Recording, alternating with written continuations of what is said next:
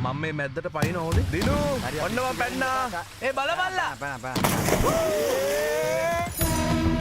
සංසාර චක්‍රේ කියලා එකක් ගැන පන්සලේ හාමුදුරුවෝ නිතරම කියන මට ඇහිලා තියෙනවා. අපි කරන කින දේවල් මේ ආත්මෙන් ඊළඟ ආත්මෙට අරයි යනවා. මනපන්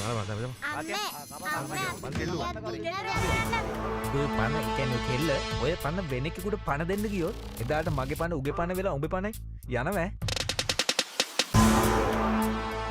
දිනුමයි කෙල්ල. කිව්විසේ පලෙන් යන්න මෙතනින්. આવොත් එම පයි ගන්නවා හොඳේ. ඇයි සමන්ති නැන්දලා පූසල් ඉදට දැම්මේ? සමන් කතරේ ඇයි තරිඳු අහිංසක සතාව ලිදට දැම්මේ? මී හිටියේ සමන්ති නන්දගේ ලිඳේ ආච්චි. ඔය අම්මන්ට එලව යනකම් මට සනසීමක් නැහැ.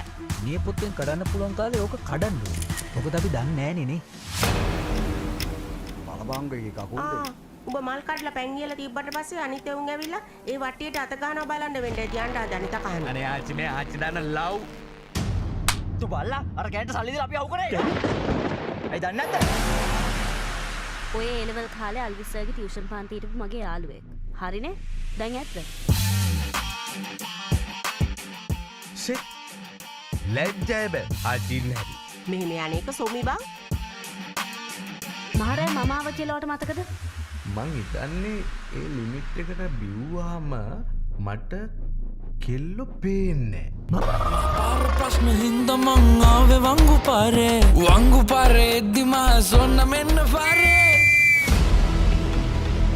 මොකෝ ශ්‍රීවිල්ලන්ද sorry sir ආනේ sir මාගේ sir බුදු sir sorry sir ආනේ sir මාගේ sir බුදු sir කොහොමරි බේරුණානේ.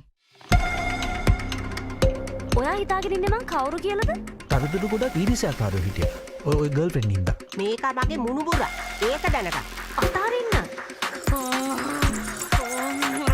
මේ ළඟට යන්න පැත්තකට.